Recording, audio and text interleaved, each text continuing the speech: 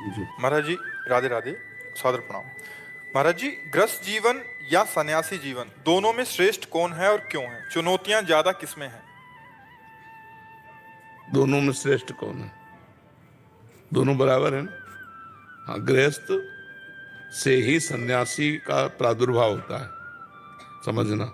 जो संत महात्मा है ये पैदा कहाँ होते हैं? गृहस्थ से। इसके बाद विरक्त हो जाते हैं। विरक्त होने के बाद इनका पेट पोषण कहाँ से होता है? गृहस्थों से। जब हम इस पक्ष में देखते हैं तो गृहस्थ हमारी दाहिनी आंख हुई, और गृहस्थों को उपदेश देकर भगवत प्राप्ति कौन कराता है? संत जन। पाप रहित कौन करता है? संत जन। सतमार्ग उनको कौन दिखाता है? संत जन। तो दोनों आंखें हुई ना, एक गृहस्थ आंख हुई, एक विरक्त आंख हुई, और दोनों आंखों की एक ही दृष्टि है, भगवान। अगर भगवान की प्राप्ति नहीं की तो गृहस्थ गृहस्थ नहीं, वो विरक्त विरक्त नहीं। दोनों महान है, कोई छोटा बड़ा नहीं। देखो, आप मानते हो संत बड़े हैं, प्रणाम करते हो ना, और संत आपको भगवान मानते हैं। संत है जो आपको भगवान माने।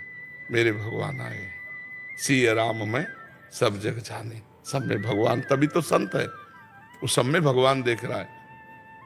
संत भिक्षा लेता है और शिक्षा देता है, दोनों का बराबर का नाता है, भिक्षा और शिक्षा का। वो मायाग्रस्त जीव अपनी माया के द्वारा संत सेवा करता है, वो ज्ञानी महापुरुष अपने ज्ञान के द्वारा गृहस्थ की सेवा करते हैं। गृहस्थ अन्न वस्त्र आदि के द्वारा संत सेवा करता है, संत तपस्या भजन साधना ज्ञान के द्वारा गृहस्थ की सेवा करता है। दोनों दोनों के पूरक हैं, और दोनों ऐसे हैं जैसे दोनों दो आंखें हमारी, लेकिन दृष्टि एक है। ऐसे ही दोनों हैं। गृहस्थ और विरक्त कहने को दोनों भगवान के लाडले हैं, दोनों का लक्ष्य भगवान की प्राप्ति है। लक्ष्य भगवान नहीं तो फूटी है, वो अंधा है। जिसका लक्ष्य भगवान नहीं वो अंधा है, पक्का समझो। और लक्ष्य भगवान है तो वो गृहस्थ धन्य और विरक्त धन्य। मार्ग किसका चुनौतियों भरा है? दोनों का। आप गृहस्थ का साधारण नहीं है, क्योंकि उसके पास नाना प्रकार की चिंताएं हैं। उन चिंताओं से ग्रसित होकर भी वो संत सेवा करता है, वो पशु पक्षियों की सेवा करता है, और वो कुछ भगवान का नाम जप कर लेता है। गृहस्थ के पास कोई कम चुनौतियां थोड़ी है। बेटी का ब्याह है, उसकी पढ़ाई है, ये मर गया, उसका काम, फसल खड़ी है, वर्षा हो गई, फसल नष्ट हो गई, फसल को बोना है, वर्षा नहीं हुई, बहुत तरह की आपत्तियां हैं। तो क्या विरक्त को कुछ कम चुनौतियां हैं? पूरे जीवन भर ब्रह्मचर्य से रहना, न किसी से प्यार, न किसी से अपनापन, न कोई मनोरंजन, पूरे जीवन भर वो अपने को जलाता हुआ भगवान के चरणों में, बराबर दोनों की चुनौतियां है। वो चिंता से जलता है, अब बेटी का ब्याह करने के लिए गया, कहाँ कैसे, कितनी समस्याएं। तो अब तुम सोचो, तुम्हें भूख लगी, भोजन पा लिया, उसको भूख लगी, भोजन का ठिकाना नहीं। तुम्हें काम सताया, तुम्हारी पत्नी है, उसको वो केवल जलन सह रहा, जलन ही जलन जलन। कोई साधारण मार्ग थोड़ी विरक्त का। काम क्रोध लोभ मोह मद मत्सर सबकी जलन।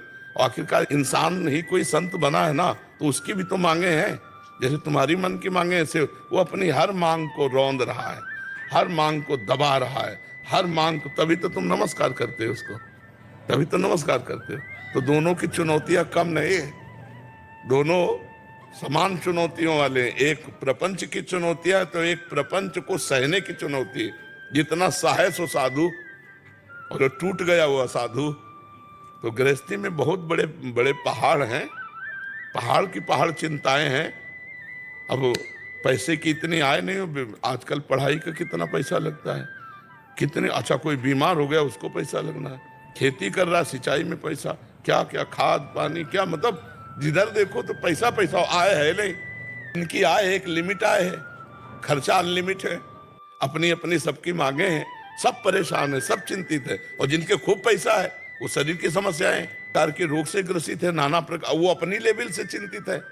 साधु पूरे जीवन न माँ का प्यार, न पिता का प्यार, न पत्नी का प्यार, न पुत्र का प्यार, सबसे अलग जीवन। सोचो, तुम सोचो जरा, दिमाग से सोचो। न मोबाइल देख सकते हो, न टीवी देख सकते हो, न फिल्म देख, टाकीज में, मतलब संसार के कोई मनोरंजन सुख है क्या? आप बताओ।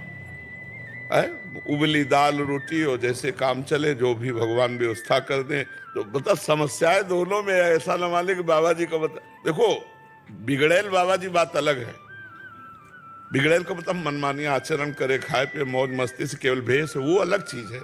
सच्चाई से अगर मार्ग में चला जाए तो खाने की धार है, तलवार की धार पे चलना है, हर समय जलना है, हर समय जलना है।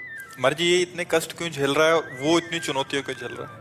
क्योंकि भगवान ने हमको जन्म दिया है, अपने अपने कर्तव्य का पालन करके हमें भगवान तक पहुंचना है। अब जैसे आर्मी में जाना है तो इतनी दौड़, इतनी ऊंचाई, इतनी लंबाई, वो पूरा से पूरा सेट होना पड़ेगा, स्वस्थ होकर के फिर आपको जाना पड़ेगा। ऐसे परम पद भगवान की प्राप्ति करनी है तो ये सब करना पड़ेगा। तो वो गृहस्थ कैसे करे? नाम जप करते हुए अपने कर्तव्य का पालन करे, विरक्त नाम जप करते हुए अपने कर्तव्य का पालन करे। दोनों की अपनी अपनी पूजा है, भगवान अपनी अपनी पूजा से संतुष्ट हो जाएंगे। आपकी यही पूजा है, बच्चों को पढ़ाया लिखाया, नौकरी पेशा कमा के लाए और नाम जप कर रहे हैं। नाम जप नहीं किया तो फिर सब गड़बड़ हो जाएगा। पाप कर्म मत करो और नाम जप करो, तुम्हें वही गति प्राप्त होगी जो